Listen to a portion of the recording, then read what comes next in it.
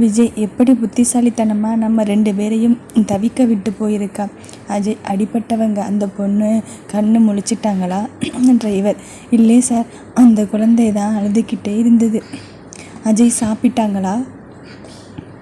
Driver தெரியலை sir, நான் அவங்களை இறக்கி விடும்போது குழந்தை தூங்கிட்டாள். அஜய் அவ உயிருக்கு ஒன்றுமில்லையே? டிரைவர் தெரியலை சார், நான் அவங்களை இறக்கி விட்டவரை அவங்க உயிருக்கு ஒன்றும் ஆபத்து இல்லை. அவங்க அவசரமாக வேறு ஹாஸ்பிட்டல் போயாகணும்னு சொன்னாங்க. அஜய் சரி நீங்கள் போங்க. டிரைவர் சார், நீங்கள் எப்படியும் என்னை விசாரிப்பீங்க.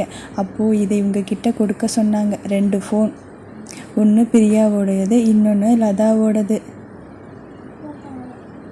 பிரியாவோட ஃபோனில் ஏதாவது மெசேஜ் இருக்குமா என்று தேடி பார்த்தேன். எஸ் இருக்கு, ஒரு வீடியோ ரெக்கார்ட். லதாவின் முகம், அவளுக்கு எங்கெல்லாம் அடிபட்டிருக்கு முழுவதும் வீடியோ ரெக்கார்ட் பண்ணி இருக்காங்க. அவள் மூச்சு விடுவது தெளிவாக இருந்தது. விஜய் அதை பார்த்துவிட்டு, டாக்டராக சொல்லுறேன், அவள் ரெக்கவர் ஆகிடுவா. ஆனால் ஒரு சின்ன பொண்ணு, என்னோட தம்பிக்கு பொண்டாட்டியாக வரப்போகிறவ, அவளை இப்படி பார்க்கும்போது எனக்கு நடுக்கமாக இருக்குது. அஜய்க்கு கண்ணீர் விடுவதை தவிர வேறு ஒரு வழியும் தெரியவில்லை. அடுத்த வீடியோ. அஜய், நீ சாருவுக்கு 6 வருஷமாக என்ன செஞ்சிருக்கேன்னு உனக்கு தெரியாது. தயவு செஞ்சு அதை தெரிஞ்சுக்க பாரு. அதுவரை நானும் அந்த குடும்பத்துக்கு வரமாட்டேன். ஏன்னு உங்களுக்கு தெரிய வரும். அதுவரை என்னோட விஜய் எனக்காகவும் நான் விஜய்க்காகவும் காத்திருப்போம். வீடியோ முடிந்திருந்தது. அஜய், சுந்தர், அந்த குடோன்ஸ் வேறு ஏதாவது ஃபோன் சிக்னல் இருக்கா? சுந்தர், செக் பண்ணிடுறேன் சார். கண்டிப்பாக இதை செயல்படுத்தினவங்க செய்கிறவங்களுக்கு ஃபோன் பண்ணி இருப்பாங்க. இல்லைன்னா அவங்க அங்கேயே இருந்திருப்பாங்க. எப்படியும் துப்பு கிடைக்கும். விஜய், இப்போ என்ன பண்ணலாம்? அஜய், நாம் சேலம் கிளம்பலாம். அங்கே ஏதாவது குழு கிடைக்கும். அதுக்குள்ளே இங்கே கொஞ்சம் வேலை செய்யணும். விஜய், எப்போ போகலாம்னு சொல்லு. அதற்குள் விஜய் ஃபோன் அடிக்க ஆரம்பித்தது. யாரென்று பார்த்தால் பிரியாவோட அப்பா. திடுக்கிட்டான். விஜய், டே இங்கே பாருடா, டிஸ்பிளே காண்பித்தான். இருவரும் என்ன செய்வது என புரியாமல் விழித்தனர். விஜய் ஃபோன் எடுக்கவில்லை. அடுத்து அஜய்க்கு ஃபோன் வந்தது. அஜய், ஹலோ. பிரியா அப்பா. என்ன Ajay, Priya phone not reachable வருது. விஜயும் ஃபோன் அட்டன் பண்ணலை. அஜய், அங்கிள், நான் என்னன்னு பார்த்துட்டு பேசட்டுமா? ஒன்றுமில்லை, பிரியா செக்கப் போகிறேன்னு சொன்னேன். அதான் ரிசல்ட் என்னாச்சு? ஆண்டி தொல்லை பண்ணுறா. விஜய் குழப்பமாக அஜயை பார்த்தான். அஜய், என்ன செக்கப் அங்கிள்? நாள் தள்ளி போயிருக்குன்னு சொன்னா. குட் நியூஸுக்காக நாங்கள் எல்லாம் காத்திருக்கோம்.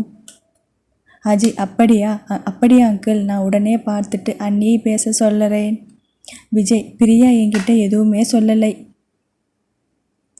அஜய், ஹாஸ்பிட்டலுக்கு கால் பண்ணி லேபுக்கு கனெக்ட் பண்ணுங்க. ஹலோ. அஜய், பிரியான்னு ஒருத்தவங்க நேற்று லேபுக்கு வந்து ப்ரெக்னன்சி டெஸ்ட் எடுத்திருக்காங்களா? விஜய் சார் ஒய்ஃபு தானே சார்? அஜய், ஆமாம். உங்களுக்கு எப்படி தெரியும் அவங்க விஜய் சார் ஒய்ஃபுன்னு? ஒரு நாள் மார்க்கெட்டில் பார்த்தேன். அவங்களும் விஜய் சாரும் ரொம்ப க்ளோஸாக போயிட்டு இருந்தாங்க. அப்புறம் அவங்கக்கிட்ட கேட்டேன். அவங்களே சொன்னாங்க. யார்கிட்டையும் சொல்ல வேண்டாம்னு சொன்னாங்க. அஜய், சரி, அவங்க ரிப்போர்ட் என்னாச்சு? சார், நான் நேற்றே கொடுத்துட்டேன். அஜய், உங்ககிட்ட இருக்கிற ரெக்கார்ட் பார்த்து சொல்லுமா? சார், பாசிட்டிவ் தான் சார். மேடம் கூட ரொம்ப ஹாப்பியாக இருந்தாங்க. அஜய், தேங்க்ஸ் என்று ஃபோன் வைத்தான். விஜய், என்கிட்ட கூட சொல்லாமல் போயிட்டாடா. இப்போ நான் உடனே அவளை பார்க்கணும். அஜய்க்கு இப்போ லதாவை பார்க்கணும். அவள் நல்லா இருக்கான்னு தெரியணும், அவ்வளவுதான். அஜய், விஜய் போகலாமாடா? லதாவுக்கு யாரால் இந்த மாதிரி கஷ்டம்னு தெரிஞ்சுக்கிறத விட அவள் நல்லா இருக்காளான்னு தெரிஞ்சுக்கணும். முதல்ல அவள் முகத்தை பார்த்தால்தான் என்னோட மனசுக்கு நிம்மதி. விஜயோட மனசும் பிரியாவை பார்க்கணும்னு துடித்தது. 6 வருஷமாக குழந்தை பாக்கியம் இல்லாமல் இப்போ குழந்தை உண்டானவுடன் அவங்க அந்த சந்தோஷத்தை பகிர்ந்துக்க கூட முடியலை. இருவரும் மௌனமாகவே அவரவர் எண்ண ஓட்டங்களுடன் பயணித்தனர். அந்த மௌனத்தை அஜய் உடைத்தான். அஜய், விஜய், பிரியா அண்ணி இதுக்கு முன்னாடி லதாவை பற்றி ஏதாவது பேசியிருக்காங்களா? விஜய், இதுவரை சாரு பாவம்னு பலமுறை சொல்லியிருக்காள். ஆனால் ஒரு முறை ரொம்ப கோபப்பட்டு உங்கள் குடும்பம் பண்ணின பாவத்துக்கு தான் எனக்கு குழந்தை பிறக்கலைன்னு சொல்லியிருக்காள். நான் அதை பெருசாக எடுத்துக்கலை. ஏதோ விரக்தியில் சொல்லறான்னு பேசாமல் இருந்துட்டேன். ஆனால் இப்போது நம்ம குடும்பத்துக்கு திரும்பி வரமாட்டேன்னு சொல்கிறானா? நம்ம குடும்பத்தில் ஏதாவது பிரச்சனை இருக்குமா? அஜய், நம்ம குடும்பத்தில் நீ, நான், அம்மா, அப்பா. அப்போது அம்மா ஏதாவது பிரச்சனை பண்ணுறாங்களோ? இருக்கலாம். அம்மாவுக்குன்னு தனி சட்டம், நீதி. அதில் அவங்க மட்டும் சரியானவங்க, மற்றவங்க எல்லாம் தப்பானவங்க. அவங்களுக்கு பிடிச்சவங்களுக்கு ஒரு இடம், பிடிக்காதவர்களுக்கு வேற இடம்னு பகுத்து வச்சிருக்கிறவங்க. ரொம்ப தராதரம் பார்ப்பாங்க. ஏதோ கொஞ்சம் புரிய ஆரம்பித்து இருந்தது. அவங்களுக்கு தொடக்கம் முதலே லதாவை பிடிக்கவில்லை. ஆனால் அவங்க இவ்வளவு கொடூரமாக நடந்துக்குவாங்களா? நம்ப முடியவில்லை. இருக்காது. தன்னோட குடும்ப வாரிசு திவ்யாவை எப்படி கொடுமைப்படுத்துவாங்க? இரவு நேர பயணம். முகத்தில் அறையும் சில்லென்ற காற்று அவனை பழைய நினைவுகளுக்கு கூட்டி சென்றது. 6 வருஷத்துக்கு முன்னாடி காணாமல் போனவள் மறுபடியும், அதுவும் ஒரு டாக்டர், அதுக்கு மேலே சர்ஜனா, அவன் முன்னாடி நிற்பான்னு கனவுல கூட நினைக்கலை. ரத்தத்தை பார்த்தால் பயம். ஆனால் ஆக்சிடென்ட் ஆகி ரத்தம் ஒழுக வரும். எவ்வளவு நோயாளிக்கு வைத்தியம் பார்க்கிறாள். கூட்டமாக ஏதாவது பிரச்சனை நடந்தால் அங்கே அவள் இருக்க மாட்டாள். ஆனால் இப்போ ஒரு பிரச்சனையை சமாளிக்க கூட்டத்துக்கு முன்னாடி போய் நிற்கிறாள். அவளே ஒரு குழந்தை மாதிரி. ஆனால் ஒரு குழந்தைக்கு தாயாக வாழ்ந்துட்டு இருக்கா. யாரோட எதிர்பார்ப்பும் இல்லாமல் தன்னோட தேவைகளை தானே சமாளிக்கிறாள். அவளை நினைக்கும் போது எல்லாமே வியப்பாக இருக்கு. சேலம் நெருங்கும் 3 மணி நேரம் நிச்சயமாக மெதுவாகவே நகர்ந்தது. சேலம் வந்ததும் அங்கு இருக்கும் ஆம்புலன்ஸ் சேவை அனைத்தையும் கூப்பிட்டு ஓரிடத்தில் சேர்த்தான். அவர்களிடம் பிரியா, ஸ்ரீ இவர்கள் போட்டோ காண்பித்து, யாராவது பார்த்திருக்கீங்களா? ஒருவன் மட்டும் பார்த்ததாக சொன்னான். அவனிடம் கேட்டது கிடைத்தது பதில். அவர்களை பெங்களூருவில் உள்ள ஒரு ஹாஸ்பிட்டலில் விட்டதாக கூறினான். பெங்களூர் பயணித்தார்கள். அங்கே அவர்கள் இருக்கணும், எங்கேயும் போயிடக்கூடாது என்று துதித்து கொண்டே அடைந்தனர். பெங்களூர். அவன் சொல்லிய ஹாஸ்பிட்டல். முதலில் பார்த்த நபர் பிரியா. அப்போதுதான் அவர்களுக்கு உயிர் வந்தது. விஜய் அவளை ஓடி போய் கட்டி கொண்டு, ஏன் என்னை விட்டு போயிட்ட? சொல்லிட்டு போகலாம். இல்லை, நான் ஏதாவது தப்பு பண்ணிட்டேனா? என் மேலே கோபமா? உன்னை விட்டு என்னால் எப்படி இருக்க முடியும்? பிரியா விஜய் கையை விலக்கி விட்டு, ஹலோ டாக்டர், இது ஹாஸ்பிட்டல், ஒழுங்காக பிஹேவ் பண்ணுங்க. உங்ககிட்ட சொல்கிற அளவுக்கு டைம் இல்லை. எனக்கு சாருவை காப்பாற்றணும்னு ஒன்று தான் என்னோட மனசில் ஓடுச்சு. அப்படி சொல்லிட்டு வந்தால் மறுபடி சாருவுக்கு ஏதாவது பிரச்சனை வருமோன்னு பயமாகவும் இருந்துச்சு. விஜய், பிரியா, நான் எப்போவுமே உன்னை தப்பாக நினைக்க மாட்டேன். உனக்கு ஏதாவது பிரச்சனையோன்னு தான் ரொம்ப பயந்துட்டேன். அஜய், அண்ணி, உங்கள் ரொமான்ஸில் என்னோட ஆளை பற்றி சொல்ல மாட்டேங்கிறீங்களே. பிரியா, அஜய், சாருவை டிஸ்டர்ப் பண்ணாமல் பாரு. ரூம் நம்பர் 206, 2வது மாடி. பிரியா சொல்லி முடித்த அடுத்த நொடி அவனோட லதா முன்னாடி நின்றான். அஜய், லதா எப்படி இருக்கே? இவனை பார்த்ததும் அவளுக்கு வியர்த்து வலிந்து உடம்பு நடுங்க ஆரம்பித்தது. பேச்சு வரவில்லை. வாயிலிருந்து சம்பந்தமில்லாத ஓசை வந்தது. கண்களில் பயம். யாரையோ தேடினாள். கையை தூக்க முடியாமல் தூக்கி போ என்பது போல சைகை செய்தாள். அஜய், லதா, என்னாச்சு? ஏன் என்னை பார்த்து பயப்படுற? திடீரென்று உடம்பு நடுக்கத்தில் ஃபிட்ஸ் வந்து தூக்கி போட அஜய் அவனை கட்டிக்கொள்ள மயங்கினான். திடீரென்று பிளட் ப்ரெஷர் அதிகமானது. மறுபடியும் அவளை ஐசியூ கொண்டு போய் அவளுக்கு எமர்ஜென்சி மருத்துவம் செய்து அவள் நார்மல் ஆனாள். டாக்டர்ஸ் விஜயிடம், சார், நீங்களும் ஒரு டாக்டர், அதனால் இதை எப்படி ட்ரீட் பண்ணலாம்னு உங்ககிட்டையும் ஒப்பீனியன் கேட்டுக்கலாம்னு. இப்போ எங்கள் ரிப்போர்ட்ஸ் மற்றும் முன்னாடி ஹாஸ்பிட்டல் ரிப்போர்ட் இங்கே இருக்குது. சார்லதா நைட்டு முழுவதும் ரொம்ப பயந்து கத்துறாங்க. இப்போ உங்களை பார்த்ததும் இப்படி ஆயிட்டாங்க. அவங்க மென்டலி இல். அவங்களுக்கு ஒரு கவுன்சிலிங் கொடுக்கணும். நீங்கள் யாராவது மனநல மருத்துவரை பரிந்துரைக்கிறீங்களா? இல்லை எங்கள் ஹாஸ்பிட்டல் டாக்டரையே பார்க்கலாமா? விஜய், ஓகே, உங்கள் டாக்டரை பார்க்க சொல்லுங்கள். சாருலதாவும் ஒரு டாக்டர், சர்ஜன். டாக்டர், அப்படியா? Very fine. அவங்க சீக்கிரம் ரெக்கவர் ஆகிடுவாங்க. டாக்டருக்கு நன்றி சொல்லி அஜய் மயங்கிய சார்லதா முன் நின்றான். யாரும் இல்லாமல் தனிமையில் இருப்பது போல வெறுமையாக உணர்ந்தான். அவனுடைய வலியும் வேதனையும் அவன் கண்ணில் வழிந்த கண்ணீர் சொன்னது. அண்ணே, நான் இப்போ பண்ண போகிறது என்னை ஒரு பொறுக்கி மாதிரியான ஒரு பிம்பத்தை உங்களுக்கு கொடுக்கலாம். ஆனால் எனக்கு வேறு வழி தெரியலை. அன்று சாருவை கல்யாணம் செய்து கொள்ள தயாராக வைத்திருந்த தாலியை இப்போது எடுத்து மயக்கத்தில் இருக்கும் சாருவின் கழுத்தில் கட்டினான். பிரியா, விஜய் இருவரும் அதிர்ச்சியில் உறைந்தனர்.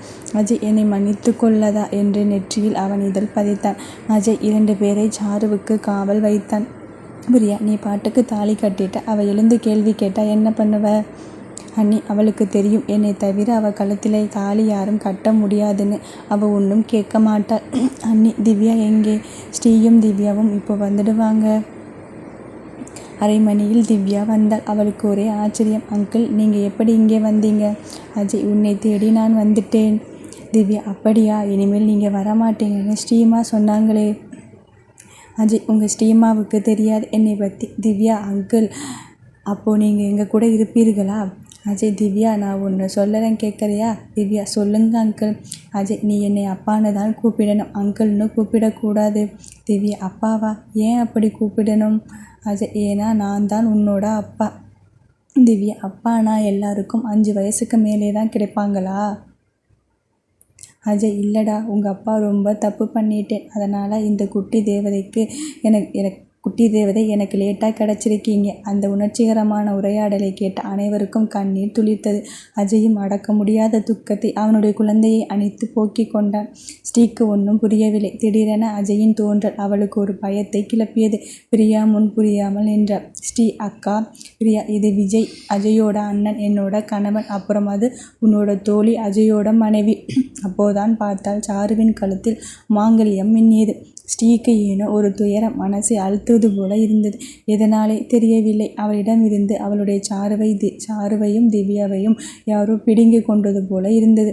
அந்த இடத்தில் அவள் அந்நியப்பட்டு போனாள். அவர்கள் உரையாடலில் பங்கேற்காமல் வெளியே வந்தாள்.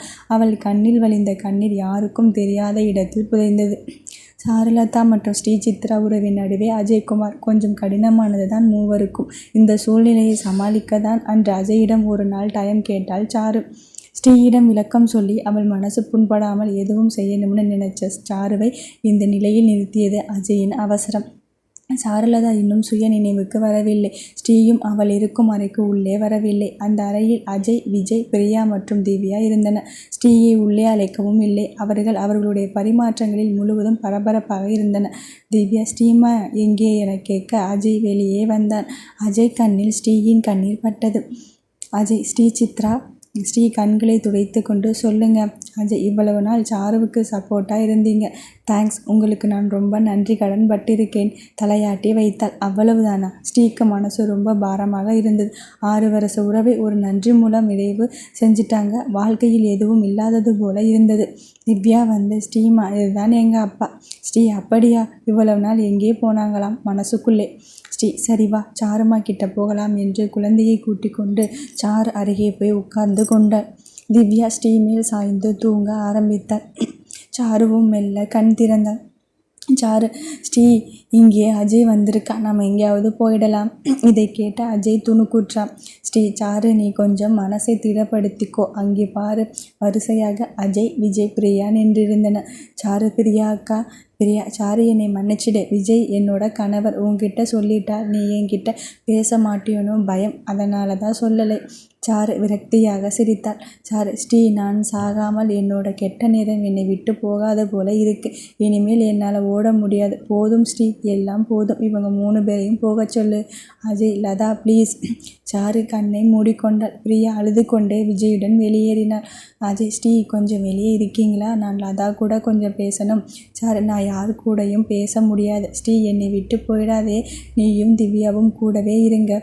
நான் சாகும்போது என் கூடவே வந்துடுங்க. நீங்கள் மட்டும் இங்கே இருந்து கஷ்டப்பட வேண்டாம். அஜய், லதா, மறுபடியும் அந்த வார்த்தையை சொல்லாதே லதா. நீ இனிமேல் என்னோட ஒய்ஃப். நீ இல்லாமல் நான் இல்லை. சார், உங்களோட ஒய்ஃப்? அது எப்போவிலேருந்து? ஓ, அட்ரஸ் கொடுத்து கொல்ல போகிறீங்களா? ஸ்ரீ, சாரு, அப்போ உன்னோட சம்மந்தம் இல்லாமல் உன் கழுத்தில்? Sir, what? என்னோட கழுத்தில்? ஸ்ரீ அவள் கழுத்தில் தொங்கிய தாலியை தூக்கி காண்பித்தாள். சார், என்ன ஸ்ரீ, இது எப்படி நடந்தது? ஸ்ரீ, அஜய் உன்னோட கழுத்தில் தாலி கட்டிட்டார். சார், நீ ஏன் தடுக்கலை? ஸ்ரீ, எனக்கு தெரியாது. சார், உனக்கும் தெரியாது, எனக்கும் தெரியாது. அப்புறம் எப்படி இது நடந்தது?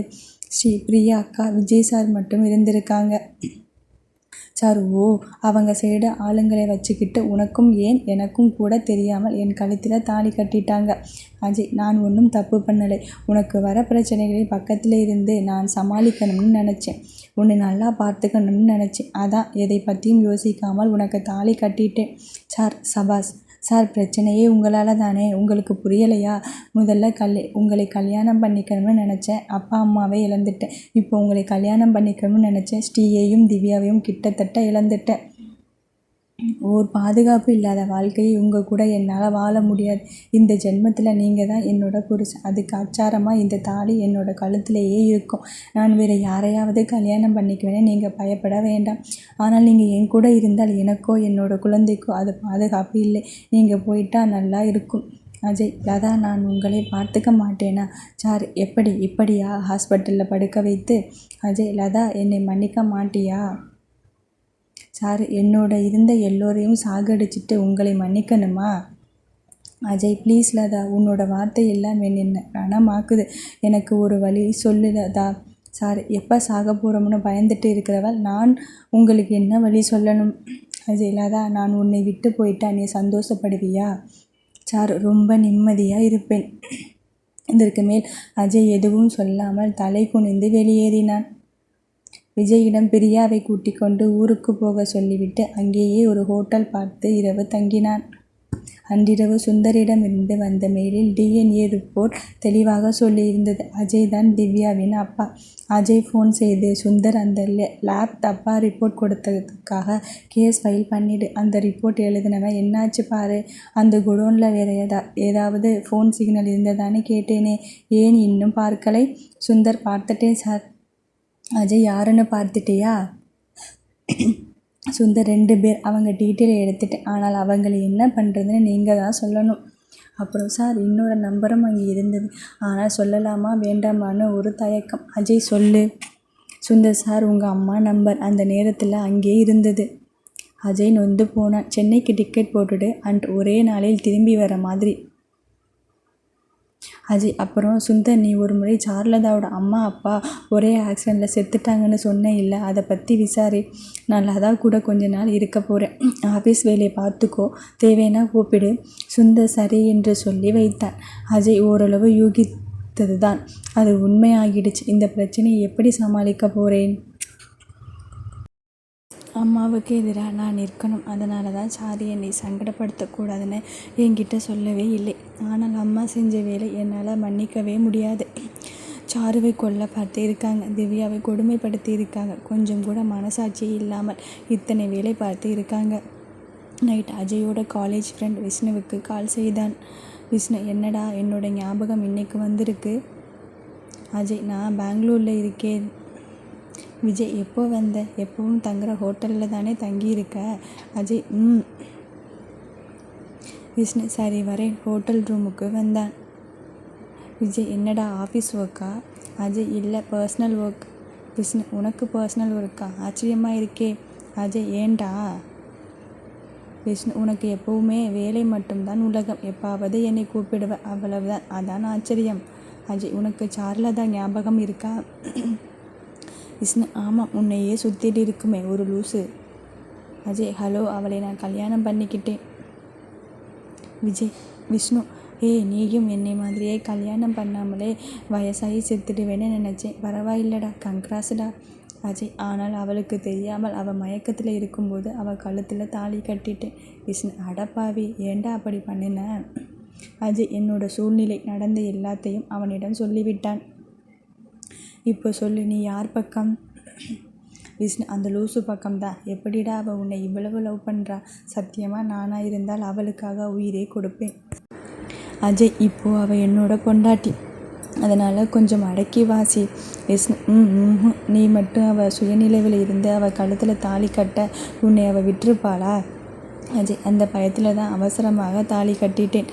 விஷ்ணு, எனக்கு கொஞ்சம் வாய்ப்பு கொடுத்துருக்கலாம். அஜய், அவள் என்னோட பொண்ணுக்கு அம்மாடா. விஷ்ணு, அதனால் என்ன? நான் சாருலதாவை கல்யாணம் பண்ணிக்கிட்டு அவள் எனக்கு பொண்ணாயிடுவா. அஜய் அவனை எட்டி உதைத்தான். கொன்னுடுவேன். விஷ்ணு, அதானே, நீ மட்டும் நல்லா இருக்கணும்னு நினச்சிக்கோ. சரி விட, நாளைக்கு நான் போய் பார்க்கறேன். அஜய், நாளைக்கு நான் ஊருக்கு போகிறேன். லதா கூட ஒரு லூஸு இருக்கு. அவள் இன்னும் லதாவை விட டாப் கிளாஸ். 2 பேரும் ஏதாவது பண்ணி எஸ்கேப் ஆகிடுவாங்க. 2 பேரையும் அங்கே காவலுக்கு போட்டுட்டு வந்திருக்கேன். ஆனாலும் அவளுங்களை நம்ப முடியாது. அதனால் நாளைக்கு நீ தான் அவங்க கூட இருக்கணும். விஷ்ணு, அவளையாவது நான் சைட் அடிச்சுக்கட்டுமா, இல்லை அதுக்கும் தடையா? அஜய், லதாவை தவிர நீ யாரை வேணால் பார்த்துக்கோ, எனக்கு ஒன்றும் பிரச்சனை இல்லை. அஜய் யோசனை வந்தவன, இது கூட நல்ல யோசனையாக இருக்கே. நீ மட்டும் அந்த ஸ்ரீ சித்ராவை லவ் பண்ணிட்டேன்னா உனக்கு பம்பர் பரிசு தரேன். ஏன்னா அவளை லதா கிட்டேருந்து நகர்த்தினால்தான் நான் ஈஸியாக லதாவை நெருங்க முடியும். அடப்பாவி, என்னோட வாழ்க்கையும் பிஸ்னஸாக மாற்றிட்டியா? Ajay, cool buddy, it's all in the game. அஜயின் மனதில் ஒரு கள்ளத்தனம் ஒட்டி கொண்டது. விஷ்ணு இரவு முழுவதும் உறங்காமல் அஜய் சொன்னதை பற்றி நினைத்து கொண்டிருந்தான். அஜயின் அம்மாவின் துர்க்குணம். அதை நேருக்கு நேர் எதிர்க்கப் போகும் அஜய். அவனுடைய நிலைமை யாருக்கும் வரக்கூடாது. விஷ்ணுவின் அம்மாவுக்கு இவன் இன்னும் யாரையும் காதலிக்கவில்லை என்பது ஒரு குறைதான். வயசு போய்கிட்டே இருக்கு. விஷ்ணுவுக்கு ஏற்ற பொண்ணு பார்க்க கொஞ்சம் திணறிக் கொண்டு இருக்கிறாள். தினமும் அவனை யாராவது பொண்ணை காதலிக்க வற்புறுத்துவது ரொம்ப சகஜம். தினமும் வீட்டுக்கு போகும்போது என்னைக்காவது எனக்கு மருமகளை பார்த்தியா என்று கேட்கும் அம்மா. அஜயின் அம்மாவுக்கு அப்படியே எதிர்குணம். மனசுக்குள் ஐ லவ் யூமா சொல்லிக்கொண்டு கிளம்பினான். விஷ்ணு ஹாஸ்பிட்டலில் சாருவை பார்த்து சாரு அவனை பார்த்து விழித்தாள். ரொம்ப நாளைக்கு அப்புறம் பார்க்கறதுனால இருக்கலாம். சார்லதா, நம்ம எல்லாம் ஒரே காலேஜ். நான் ஜீனியர். அஜய் செட். சார் அண்ணா எப்படி இருக்கீங்க? எழுந்து சாய்ந்து உட்கார்ந்தார். விஷ்ணு, நான் நல்லா இருக்கேம்மா. உனக்கு நடந்த விஷயம் பற்றி அஜய் சொன்னான். சார், என்ன விஷயம்? விஷ்ணு, எல்லாமே. அவன் ரொம்ப வருத்தத்தில் இருக்கான். இன்னைக்கு அவங்க அம்மா கிட்ட போய் பேச போயிருக்கான். சார், அவங்க அம்மா கிட்டயா? அதிர்ச்சியில் கத்தினாள். சாரு, ஸ்ரீ மூச்சை பிடித்து கொண்டு கத்தினான். சாரு, அண்ணா, ஸ்ரீனு என்னோட ஃப்ரெண்ட் ஒரு குழந்தையோட இருப்பாள். ப்ளீஸ் அவளை கூட்டிட்டு வாங்க. விஷ்ணு, அமைதியா இரு. ஏன் டென்ஷன் ஆகிற? Sir, Anna please. அஜய் அம்மாவுக்கு நாங்கள் இருக்கிற இடம் தெரிஞ்சால் கொன்னுடுவாங்க. எங்களை காப்பாத்துங்க என்றவள் மயங்கி சரிந்தாள். ஒரு நிமிடம் பதறிவிட்டான். இப்படி ஒரு நிலைமையா அஜய்? உன்னோட லைஃப் ஏண்டா இவ்வளவு நெருக்கடியா இருக்கு? விஷ்ணு டாக்டர் கிட்ட பார்த்து சொல்லிவிட்டு நர்ஸ் கூட்டி வந்து சாரு அருகில் விட்டுவிட்டு ஸ்ரீயை பார்க்க போனான். கேண்டீன், ஃப்ரண்ட் ஆஃபீஸ், மெடிக்கல் எங்கெங்கோ தேடிய விஷ்ணு அவளை பார்த்தான். ஹாஸ்பிட்டல் நுழைவாயிலில் அவள் நுழைந்தாள். கையில் குழந்தை. அஜய் முன்னமே ஃபோட்டோ காட்டியிருப்பதால் விஷ்ணுவுக்கு அவளை கண்டுபிடிப்பது ஒன்றும் கடினமில்லை. விஷ்ணு அவளை பார்த்து ஒரு நிமிடம் பிரமிச்சு போனான். ஃபோட்டோவில் பார்ப்பதற்கும் நேரில் அவளை பார்ப்பதற்கும் மிகவும் நேர்த்தியாக இருந்தாள். ஸ்ரீ என கூப்பிட போனவன் பொது இடத்தின் நாகரிகம் கருதி அவளை நோக்கி ஓடினான். எதேச்சையாக நிமிர்ந்தவள் விஷ்ணு அவளை நோக்கி வரவும் பயந்து விட்டாள். குழந்தையை தூக்கி கொண்டு எதிர் திசையில் ஓடினாள். அவளை துரத்தி கொண்டு போய் அவள் கையை எட்டி பிடித்தான். ஸ்ரீ ப்ளீஸ் எங்களை விட்டுடுங்க என கண்மூடி கதற ஆரம்பித்தாள்.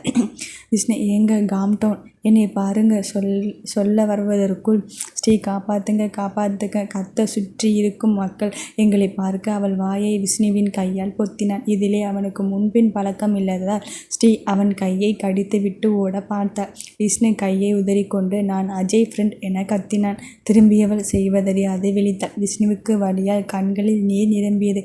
கையில் ரத்தம் வழிந்தது. ஸ்ரீ மன்னிச்சிடுங்க சார், நான் கொஞ்சம் பயந்துட்டேன் என்றாள்.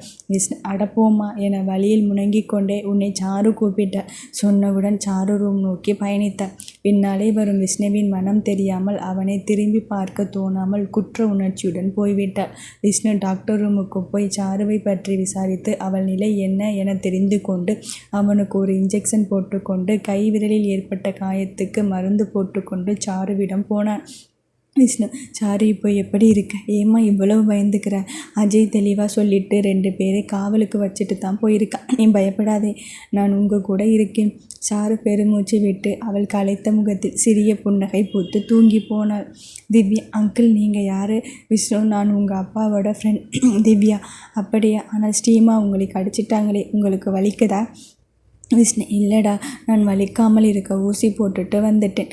திவ்யா, அவள் போய் விஷ்ணுவின் மேலே ஏறிக்கொண்டு அவன் கையை ஊதிவிட்டாள். சரியாய் போயிடும் என்றால் அந்த பிஞ்சு அன்புக்கு யாருமே அடிமைதான். விஷ்ணு, உங்கள் அப்பா வர வரைக்கும் நான் உங்களை பார்த்துக்கிறேன். உனக்கு எங்கேயாவது போகணும்னா என்கிட்ட சொல்லு, ஓகே? Divya, okay uncle. ரொம்ப நேரம் திவ்யா விஷ்ணுவுடன் பேசி கொண்டிருந்து களைத்து ஸ்ரீமா என்றாள். ஸ்ரீ அம்மா கிட்ட வா. அவள் போய் ஸ்ரீ மேல் சாய்ந்து கொண்டு தூங்க ஆரம்பித்தாள். என்ன ஒரு புரிதல்! குழந்தைக்கு என்ன வேணும்னு ஸ்ரீக்கு தெரியுது. குழந்தையும் ஸ்ரீயோட அணைப்பிலே நிம்மதியாக இருக்கா. குழந்தை தூங்கியவுடன் அவளை பக்கத்தில் உள்ள கட்டினில் கிடத்தினாள். விஷ்ணு, பசிக்குதா? ஏதாவது வாங்கி வரட்டுமா? ஸ்ரீ, இல்லை வேணாம் சார். ஸ்ரீ அப்புறம் கை சாரி. விஷ்ணு சிரித்து கொண்டு, பரவாயில்லை, இது ஒரு கிஃப்டாக நினச்சிக்கிறேன். அப்போ தான் உங்களை மறக்கவே முடியாது. ஸ்ரீ என்ன என்பது போல் பார்க்க, இல்லை, முதல் முறையாக இந்த மாதிரி கிஃப்ட் வாங்கியிருக்கேன், இல்லை, அதனால தான். ஸ்ரீ மன்னிச்சிடுங்க, என்னை சங்கடப்படுத்தாதீங்க. நீங்கள் 2 அடி கூட அடிச்சிடுங்க. விஷ்ணு, சரி, யோசிக்கிறேன். ஸ்ரீ தப்பாக நினைக்கலைனா நீங்கள் எங்கே வேலை செய்கிறீங்கன்னு தெரிஞ்சுக்கலாமா? விஷ்ணு, ஓ எஸ். அவனுடைய விசிட்டிங் கார்டு கொடுத்து, என்னோடது ஒரு மீடியா கம்பெனி, நான் தான் CEO. ஸ்டீவ் ஓ நைஸ். அப்புறம் சாதாரணமாக இருவரும் பேசிக் கொண்டிருந்தனர். ஆனால் விஷ்ணு அவளுடைய ஒவ்வொரு அசைவையும் மனதில் பதிய வைத்து கொண்டிருந்தான்.